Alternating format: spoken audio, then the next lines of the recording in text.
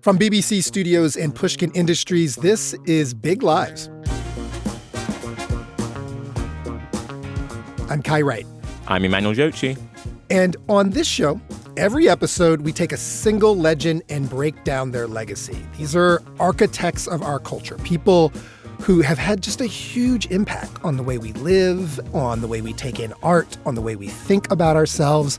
But they have often been reduced and flattened to a single kind of cartoonish image of themselves. And we think that's a shame. So we are diving back into their complicated, big lives, and we're doing it using the treasure trove of the BBC archives. The BBC has been interviewing and covering these cultural figures for over 100 years, and they still got the tape. So we're getting into it. Okay, Emmanuel. Mm-hmm. So I want to know, what is the first thing that comes into your head, the first image or thought, if I say to you, Jane Fonda?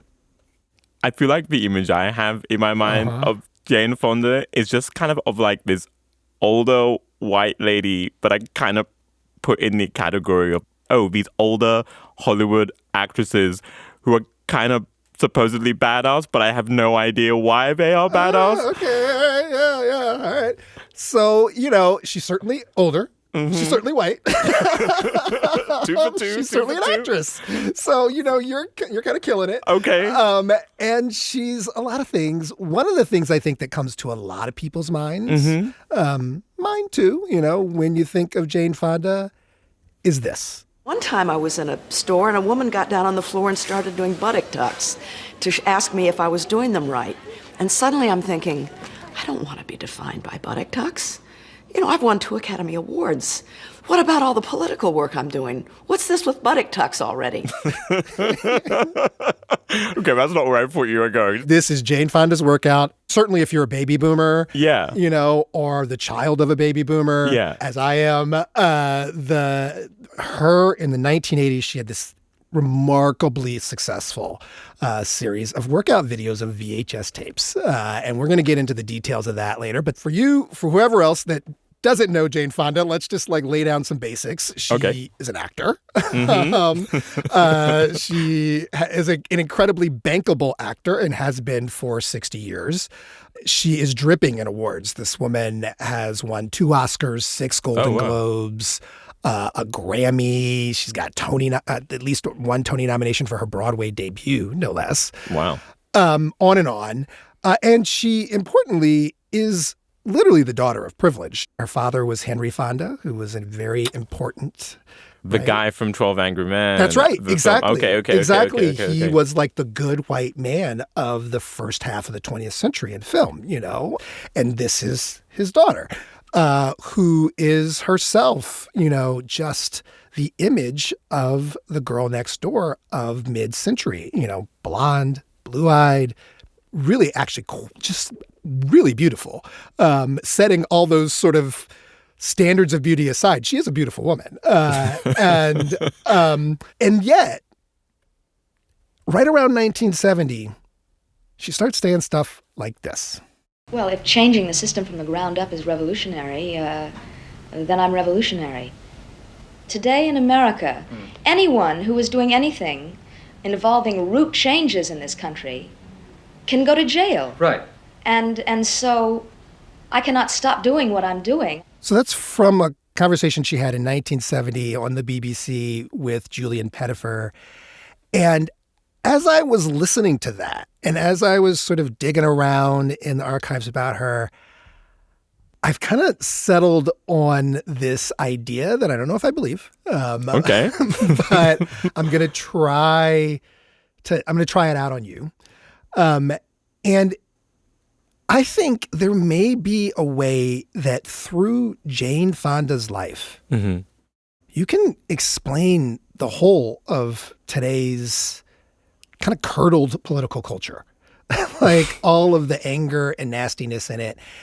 And in particular, I think the whole MAGA worldview, like all the stuff they're mad about, boils down to the fact that they couldn't beat Jane Fonda into submission. Huh. MAGA's mad about Jane Fonda? MAGA's mad about Jane Fonda. Oh, women like Jane Fonda. Stay with me. Let's go on this journey. Let's do it.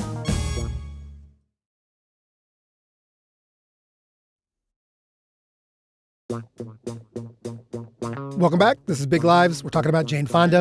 And Emmanuel, let's just kind of go back to the beginning, lay down the basics of Jane Fonda's life.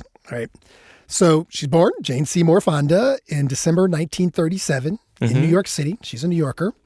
As we've discussed, she is born to Hollywood royalty. Her father is Henry Fonda. Her mother is a socialite who commits suicide. Oh, no. So she has this tragedy in her life. And it's unclear, but it is part of this thing she has her whole life of just kind of feeling unconfident and like she's not good enough. That's the language she's used in describing the way she felt as a young woman, quote, not good enough. And so she struggled with that. She had an eating disorder in her youth that she struggled with. But she becomes an actor. She follows in her father's footsteps. And she is pretty good at it right off. Her big moment, her big sort of bankable moment in Hollywood is when she makes her first film with her first husband, a guy named Roger Vadim. He's a fancy French director. And they make a movie that's sort of a comedy. And it's like a top 10 box office hit. So now this is 1965. So now she's like a proper star as a consequence. But the thing about Vadim, the thing about her husband and collaborator is he is also kind of Hugh Hefner. Okay. He's a philanderer. Well, I guess he's just like surrounded by women all the time. Like, what's the deal? Sort of like in terms of like his role in the culture, he's one of the people who's really closely associated with the cultural products of the sexual revolution of the 1960s. And his films, are all about this moment where like we're stepping out and making sex public, and finding freedom, certainly for men. Right. And, his first wife is Brigitte Bardot, who, if you don't know Brigitte Bardot, she was like the embodiment of the sexual revolution in France, the sexiest place on the planet. That's his first wife and his first muse, he leaves her, marries Jane Fonda. Jane Fonda becomes his next muse. Right. And wait, just 1 second. I just want to see what these women look like. That's right. Yeah, because they really are. Oh, they look they're basically like carbon. She's like the next model. Young, they look exactly the same. Voluptuous, blonde, blue-eyed women, with pouty lips and thin waists and, all of the stuff. They are the pinup girls of the 60s. There's a phrase they used for the kind of like movies and art that these kind of actors were in, and they called them the nudie cuties. Nudie cuties? Right. Like, which gives you a sense, right? Like, it's not pornographic. Right. They're cuties, they're nudies, but they are naked a lot. Okay. And they're sex symbols. And Jane Fonda becomes the reigning sex symbol of the 60s, right, in the United States. She is the embodiment of this. And there's a movie in 1968 that like it is the climax, the I can't say the word. It's the peak, Emmanuel. It's the peak of her fame around this. It's a movie called Barbarella. Are you familiar with this film? I'm not. I mean, I can't tell you a lot about the plot because it is a terrible film. I am here to tell you it is a terrible film, but is a camp classic of the 60s. Okay. Vadim makes it. She's the star. This is one of the enduring things about her legacy. If you talk to people about who's Jane Fonda, there is a lot of people who will be like, oh, it's the woman from Barbarella, and I hate her because of the way of her impact on female sexuality at the time. Right? Oh, wow, okay. So let me describe. The beginning of this film will tell you everything you need to know. Opening credits. Jane Fonda, she's in this spacesuit, right? Because it's a sci-fi film, and the spacesuit kind of looks like it's this chrome spacesuit that kind of looks like a puffy coat, like like today's puffy coats, but full body.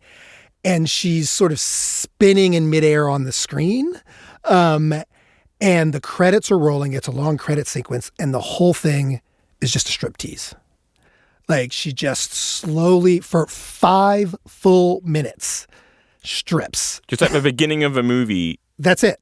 And is she stripping for somebody? For you, the viewer. Oh. She is literally, her body is spinning in midair on the screen, right? As the credits roll over the top of it. And they do this thing where the credits are sort of like dancing around the screen, you know, the typography to cover her body so you don't get a full frontal nudity. But it is, you get everything else, you know? Like, okay. It is a nude scene. And so it goes through that. It lands at the end of that first 10 minutes, you know, the credits stop. She's now fully butt naked, you know? Okay. And she's standing on her spaceship. And like a screen comes up where this old man comes on to give her assignment. This is the moment the film's going to kick off. Okay. Mr. President. Love. And she says, wait, let me just get dressed. And the man says, no. Don't bother. Just a minute, I'll slip something on. Don't trouble yourself. This is an affair of state. What? Don't put on any... So this woman is like some sort of like special agent, and she gets her mission, and the guy who gives her mission is just like, oh no, it's cool, I'll talk to you while you're butt naked. Butt naked. She stays that way for another full 5 minutes. For the full first 10 minutes of this film, Jane Fonda is stark naked. And the thing is... And I feel like I can kind of see this on her face in the scene, you know? Throughout this, she is terrified. She did not want to do this. She hated the idea of doing this like she just does not want to be naked. As an actor, she did not. So remember, this is a woman who grew up with body image issues, right? That have been made all the worse by becoming this sex symbol. She's 28 years old, right? So she gets her fame starting at 20 years old, right? Her youth has been defined by the world looking at her as a sex object. Right. You know, and she doesn't want to do it. And her husband, you know... is basically saying, this is my movie, you got to do this? Yeah, and in order to do it, she gets drunk. You know, she says apparently the way she got through that scene was drinking. But like you can kind of see on her face, I can kind of see on her face, I'm projecting maybe into her, like her thinking, what's happening here? What am I doing?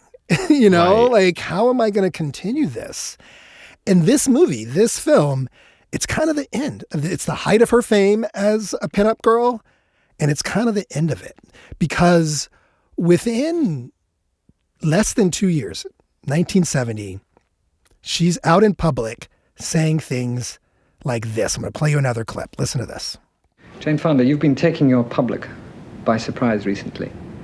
Instead of being pictured on the beaches of Saint-Tropez, instead of the Jane Fonda of Barbarella, you've been pictured invading army camps and getting yourself arrested. Now, from where I am, it looks like a different Jane Fonda. From where you are, how does it look? Oh, I think you're right. I think I am different. Changes don't happen overnight. It's, I've, over a period of years, particularly the last 2 years, been turning my eyes outward and becoming more aware of what is happening around me. The first time I got arrested, and I would really wish this on everyone, there is nothing like an unjust arrest to radicalize someone. Okay, Malcolm X. Right? There's nothing like an unjust arrest to radicalize someone, and she wishes it on all of us. But, you know, okay, so first off, she's literally hanging out with the Black Panthers at this point. She says, she called them, quote, she's extremely impressed with For a second, them. I thought you said you were going to say she called them, quote, homies. Well, okay, you know, so we're going to get here, Emmanuel, but there is you have this idea of her as, you know, a flimsy activist, I think is what you're saying. Yeah. And like, there is some truth to it, but stay with me. Okay. This is a moment where, I mean, becoming radical in the late 60s was a thing that was happening, obviously, right? I mean, this is one of the most radical times in our history where the baby boomers are really rising up. And that's true in Hollywood as well. So Jane Fonda is part of that. I imagine her while she's making Barbarella, right? Right. She's starting to do this activism. So she gets involved with the American Indian Movement, which is a grassroots group that was like doing protests to support Native rights and particularly like tribal sovereignty, like that's where she's at. I arrived in America at the time that the Indians were invading Alcatraz. And it was the first militant Indian move. The American Indians. The American Indians. It was the first militant Indian move that I'd heard about. They occupied Alcatraz at one point. Oh, wow. And she supported that, that's since 1969. Like I said, she's hanging out with the Panthers. I was terribly curious to know why, of all of the militant black groups, the Black Panthers were getting ripped off by the government. And what she really gets into, though, is anti-war activism, as with many people, right? Like the Vietnam War is raging.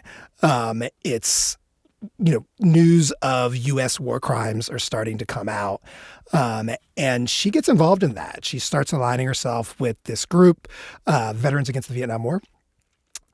And like one of the things she does is she had a lawsuit against Playboy because they had published some nude photos of her without her consent. She sued them. Part of her settlement for that suit was that they had to run a full-page ad in support of the Vietnam Veterans Against the War. Wow. Right? So that's where she's getting, and so the war is really on her heart. And she's hearing about these war crimes. And it's a time when people are, activists and clergy are making unauthorized trips to North Vietnam. It's kind of like the Gaza flotillas now. Oh, okay, okay, yeah. They're showing up and saying, this sort of image of a war that you guys at home are being told is not actually what's happening. That's right. And trying to, break the law to draw attention. So, July 1972, Jane Fonda, she joins this campaign. She decides she's going to lend her celebrity to doing just that. She makes this trip to North Vietnam. She goes alone, first off, right? Like she's by herself. She thinks she's going incognito, So, people don't really know she's there yet. And she's with a Vietnamese delegation. And they take her around and they show her, all of this horrible stuff. But, bombed out hospitals and the like, and she's there for 2 weeks. And she's really moved by what she sees. But, they also see an incredible propaganda opportunity here. Right. And so she agrees to make 10 radio broadcasts for Radio Hanoi. Wait, she makes 10 radio broadcasts for, like, the Northern Vietnamese army? Yes. That is broadcast. The intended audience is U.S. service members. Whoa. Where she's telling them, you've been lied to. Wow. Here's the real truth. And they're remarkable to listen to. I mean, it's remarkable to even think about it, but just to hear it is remarkable. So I want you to hear one of them. Listen to this. Yeah. Here is the recorded statement from Jane Fonda. I wanted to come to North Vietnam for 2 reasons. I wanted to find out for myself whether or not Richard Nixon was bombing civilian targets in the Democratic Republic of Vietnam. Because, of course, this is being denied in the United States. And I also wanted to find out if what I was hearing on the radio in the United States was true. That the North was collapsing, that the women were being sold into prostitution, that black market was rampant, and that corruption was everywhere. I have spoken with teachers, with doctors, historians, artists, filmmakers, and actresses. I've met with students, with peasants, with workers, and with American pilots. There were 7 prisoners that I talked to, some of them who had never spoken to Americans before, and they all expressed regret about what they had done, and they said that they had come to recognize that the war is a terrible crime that must be ended immediately. And, obviously, we now know that a lot of that is true, right? Right, You know? right. But you can imagine this pissed a lot of people off at the time. Right. I mean, she's making broadcasts for the enemy. Yeah. She's basically saying that her own country's military is perpetuating war crimes. Right. You know, but the thing is, it gets much, much worse. Okay. Or better, depending on your perspective, I guess. All right. But this goes downhill from hers. So it's the final day of her trip. And she's exhausted, right? She's Right, this, I can imagine how grueling this was. It's been 2 weeks, and she's emotionally wrung out, and she has this moment where, like, a group of young North Vietnamese soldiers sing a song for her that contain the words from the Declaration of Independence. And this is particularly moving to her, right? Like, so she's just wide open, know? And they're sort of in the aftermath of that. This moment unfolds where they take her over to an inactive anti-aircraft gun, like a gun that's used to shoot at American airplanes. Okay. And she poses with it for a photo. Oh, no. And she's laughing, right? Okay. And she says she instantly realized what she was doing and how horrific the image that she was creating was. Yeah. And she describes it as, quote, a 2-minute lapse of sanity that will haunt me forever. Wow. Which it has. And so, she says, she tries to get him. She's like, oh, don't use that. But she can't, it's too late. The damage has been done. The photo gets out. And she becomes branded at home as Hanoi Jane. Hanoi Jane. That becomes her enduring nickname. I think if you talk to baby boomers today, if you talk to 10 baby boomers today and ask them, they would call her Hanoi Jane, It's not even like a good nickname. No. There are no cities in Vietnam with a J. But she has aligned herself with the enemy in this way, and she says, and I think she's right, that this was a pivotal moment for the pro-war movement, for the backlash to the anti-war movement, where they were able to use this photo and use this moment to say, one, being anti-war is being anti-soldier, right? Which we still wrestle with today. Right. And two, back to your opening impression of her, look at this frivolous woman. Who doesn't really know what she's doing, who isn't taking any of this seriously. And people are dying. And people are dying, and she's laughing with a gun, And meanwhile, she's there telling you about human rights abuses that we now all know. Right. Yeah, exactly. She's there doing a really brave thing, that in today's culture we can recognize, well, many of us at least can recognize, as an act of bravery. But, it really undermined her, and really, in her telling, undermined the anti-war movement for a long time. And I think, getting back to my thesis, part of it is it's not just any frivolous activist doing this. It's the nudie cutie. It's like the ultimate sort of, in their mind, sort of the ultimate betrayal. It's a multi-layered betrayal. She is betrayed in all of these ways. And I think it is not coincidental then that for so long, she then becomes the emblem of that woke excess. They didn't use the language woke, but she was the emblem of woke excess. And a lot of the stuff they say now is the stuff they were saying in the early 70s about Jane Fonda. Right. This would be like if Sydney Sweeney suddenly turned around and was like ACAB, though. Yeah, that's right. Or was on a Gaza flotilla. Right. Or, that's right. That's right.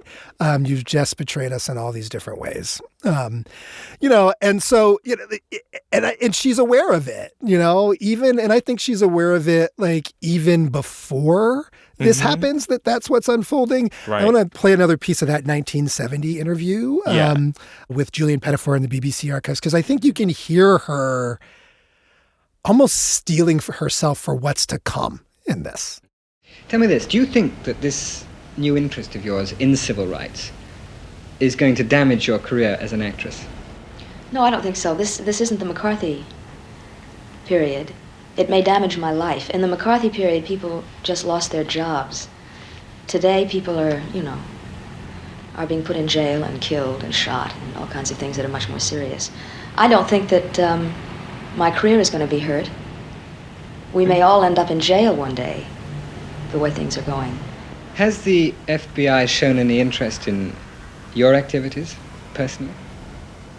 Yes, of course, yeah. The FBI has been to see my husband and my brother and my father. And, that's you say these activities of yours, you don't think that they endanger your professional career. And yet, let's put it like this. If it came to a decision between your career and your civil rights work, which would come first? I know that's a very hard question because it would depend on the circumstances. But let's put it like this. If there was a question of doing something you felt you should do, which might mean going to jail, and going to jail might mean that you wouldn't do the picture which you're assigned to do, would you go to jail? I'm not doing anything for which I can actually go to jail for. Today in America, anyone who is doing anything involving root changes in this country can go to jail. Right. And so I cannot stop doing what I'm doing. I am involved in things because I know that without that involvement on the part of everyone, there will be no world anymore. Let me put it like nowhere. this. And so to be safe today in America, it means you have to be Bob Hope, if you're an actor, or that you have to do or nothing at all. And I don't think that that's a viable way of living. I don't think that anyone can live that way today when things are so crucial. So it may mean that I go to jail. I will certainly be in good company if that happens. You tell him, Jane Fonda. And I love that because she's wrestling, like she's not clear, she's like, it's not McCarthy era, but P.S. at this point, the Nixon administration has the FBI, the CIA, and NSA all spying on her. So. Right. We're in the Nixon's enemies list era deeply. Of American politics. And it's interesting too because you can hear the person who's interviewing her really trying to push her as if to say, the implication being, when it comes to your money, you're not going to mess your money up. That's right. And how real is this activism? Isn't it more sort of almost like virtue signaling that you're doing? Right. It's sort of at least what I'm hearing in undertone of his questions. And she's just a person who's just like, I don't know, man. I'm just trying to do the right thing. Right. And she kind of works herself up in the course of the conversation where she starts off, she's like, no, it won't affect my money. And then she's like, well, maybe it will. And what if it does? Yeah. And that just feels very current day, to me. But all of this we've been through with Jane Fonda, right? Mm-hmm. She's been the nudie cutie. She's now on the enemies list. Hanoi Jane. Where might she go next with her life? Are we due for some disappointment? I think we're in for some confusion for some people. Okay, some confusion, some complications. This is where the Lycra and the spandex come into the story. Jane Fonda. Okay.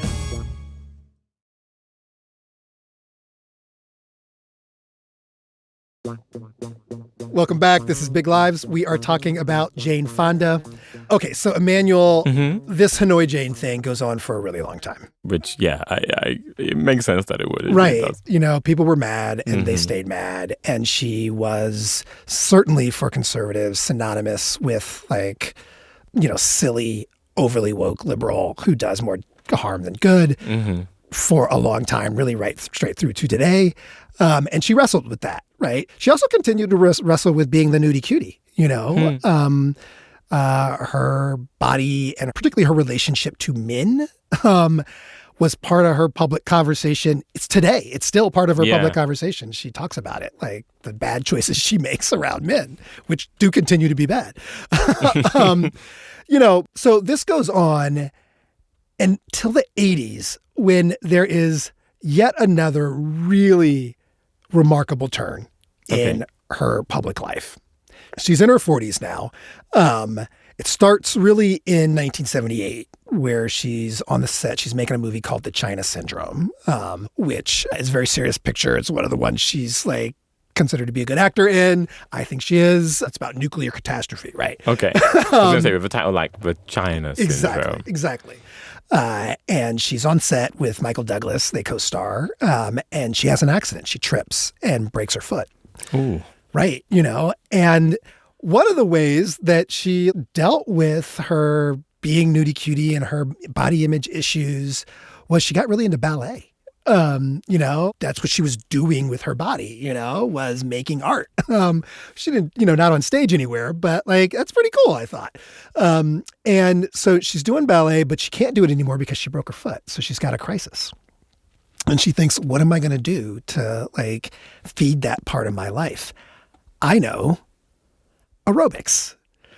Now, aerobics will, So that's where the aerobics comes in. And like jazzers, we get to jazzercise and all kinds of things that are probably more culturally familiar to your family, But this is the front end of this fitness craze. Right.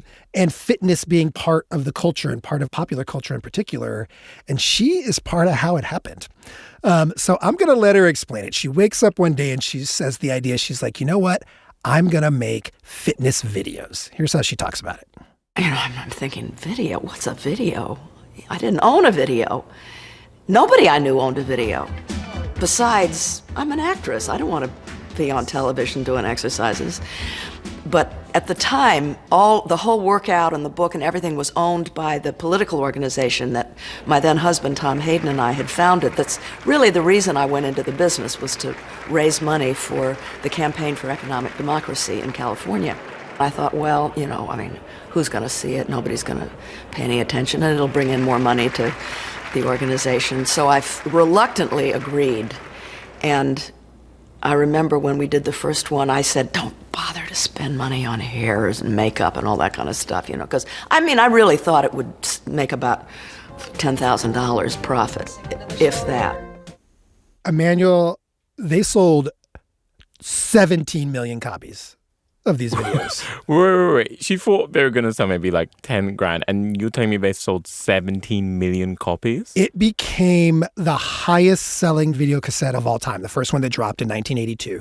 An aerobics tape. So part of this was the beginning of VHS recorders in people's homes, Right. So for some of you kids out there, this was Well, the way she said, like, what's a video? I was like, oh. You didn't have home video until like the early 80s, like they just started to come. And there were a couple of different things that like made that market become a real market.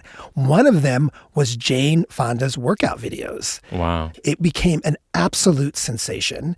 They took this money and funded the activism that her and her husband were doing at the time, because she never gave up on the activism. Right. But it's funny you say that, because that org, what was it? Like the Campaign for Economic Democracy? Yeah. I've never heard of that. Right, But like, and I bet most people haven't heard of that. But it sounds like people have heard of her workout videos. Right. That's but right. People probably don't connect the two. They don't connect the two. But they were funding, rent control protests and like dealing with water pollution, solar power in the early 80s, like they were pushing solar power. She was supporting real and meaningful activism still. And she does to this day, Right. She was the face when the Netflix purchase of Warner Brothers Discovery came out. Mm-hmm. She wrote the letter on behalf of actors and all of the labor organizations in Hollywood to protest it. She, in her 80s, still refuses to go away. And the right is still mad at her for it. in 2018, just as an example, she got into this big feud with Megyn Kelly back when she was hosting the Today Show. Boy. Yeah, right. Which was really like about plastic surgery or something. I don't even remember. Wait, like they were arguing about plastic surgery? Yeah, because Jane Fonda was on the Today Show and Megyn Kelly wanted to like push her on her own plastic surgery. Or I think it was the case. And then like Jane Fonda like didn't want to talk about that. And they got into a public feud about it, and Jane Fonda said something shady about Megyn Kelly offline. And Megyn Kelly said she come with her comeback, right? Like, let me actually read it to you because this is 2018. She says of Jane Fonda, she says, "This is a woman who is synonymous with outrage. Look at her treatment of our military during the Vietnam War. Many of our veterans still call her Hanoi Jane." It's 2018. That's something that happened in 1972. Wow. And she just pulled it out. Yeah, because it's still, for conservatives, it's still right on the tip of the tongue. And I think this brings me back to my point. It's like, I don't think literally it's Jane Fonda that they're mad at. Right. But it is the Jane Fondas of the world that the MAGA movement cannot stomach. These women who, starting with her generation, said, "I will not be your nudie cutie." Right. In fact, I need to talk to you about the Black Panthers. And they don't want to do it. They didn't want to do it then. They don't want to do it now. It's funny because as you talk about this, I'm like, right, there's sort of like that anger that MAGA people have, people like Jane Fonda, which I feel like kind of applies to just like when I think about Jane Fonda, when we first started talking about her in this conversation, I was thinking about, right, she's sort of like the poster child for your politically aware, like, and slightly active actress or famous person. Mm-hmm. And I feel like MAGA world derides those people. Yes. Basically, just being like, whether it's like sports stars, they're saying like, shut up and dribble, or actors just sort of stay in your lane. Like, MAGA people want famous people out of politics because they want politics to be quote unquote non-political. And I feel like on the other side of it, like, I feel like liberal people, like, I think my sort of base knowledge of Jane Fonda, without even knowing that much about her, I sort of saw her as one of those actresses who's maybe doing too much. Yeah. Like, and maybe, like, I'm not agreeing with MAGA, but I'm sort of in my mind thinking, okay, well, yeah, maybe you aren't the right messenger for this. Well, I mean, and I think she's learned that over time, right? Yeah. She was the child of privilege. No, maybe she wasn't the one to be going, to Vietnam. Totally. But I think, it's again the way that she has throughout her life been willing to be vulnerable in public about all of these things, going all the way back to that 1970 clip I played you a while back before, where she starts off, she's like, "Listen, I'm a white woman who's a child of privilege, and like, I used to think everything was great, but I don't think I'm allowed to think that anymore because it's not great. And I guess got to figure out how I show up in that, Totally. And she's just spent a life of trying to figure out how to make a difference with who she is. And kind of doing it messily. And doing it as we all do. Right. Because even that first clip, like, I'm like, right, on the one hand, the establishment and the people who had sort of pigeonholed her and saw her as being like, right, the sort of absolute pinnacle of their pin-up, like, nudie cutie fantasies. They didn't matter her. But even now, as a black person listening to that, I'm a little bit, right, what you've experienced in the last 2 years has opened your eyes to the plight of the plebes. But at the same time, that's an honest, like, awakening. What else do we want but honesty? Yeah. Like, what else could we be asking from each other and from people in the culture but honesty? And, whether it's about her relationship to men and their desire, whether it's about her politics, whether it's about her own sense of self-worth that she struggled with, she has right up to today been honest, and right up to today been trying to push the culture, you know? And for that, I'm here for Jane Fonda. Oh, yeah. Thank you for taking me on that journey, man. Thank you for coming on that journey with me. Listen, happy to. But I have something exciting for you, I hope, this next episode I think you'll enjoy. And who do you have for me? So I'm so glad you asked, because I thought it would be fun if, instead of me just telling you who it's going to be next week, I sort of play some clips and you guess who it's going to be. I love it. We're going to go to like culture school, and have a little quiz. Good idea. Okay, so let me just play this first clip for you. All right. People want to find huge contrasts. And there was a contrast. I mean, Andrew was like the trendy boy in the class kind of thing. And I certainly wasn't. We were like both kind of class jokers. I don't mind being painted as a kind of short, fat, spotty 14-year-old with glasses, because basically that's what I was. I was pretty sure I knew who that was until the short, fat, spotty. Exactly. All right, let me see if you can get this one. If there's someone standing there waving their genitals at you, you don't think that they're an officer of the law. It's not your first presumption. So That's great. I know exactly who this is. I'm very, very excited for this conversation. This is one of my just heroes. for the sake of it, I'm going to play you this third one. no, I'm not. I have no problem talking about Wham. I have a problem watching Wham, but I had a great time. This is going to be a blast. I am so excited that this is who you're starting off with, Emmanuel. Hell yeah. We'll get into it next time. Big Lives is a production of BBC Studios and Pushkin Industries. It's hosted by me, Kai Wright, and Emmanuel Dzotsi. From BBC Studios, our producer is Emma Wetherill. Our archive producer is Samira Chowdhury. The sound designer is Melvin Rickaby. Executive producer is Annie Brown. Production coordinator is Galen Davis Connolly. And production manager is Mabel Finnegan Wright. From Pushkin Industries, our executive producer is Constanza Gallardo. Producer Daphne Chen. Legal advisor Jake Flanagan. And marketing by Morgan Ratner and Jordan McMillan.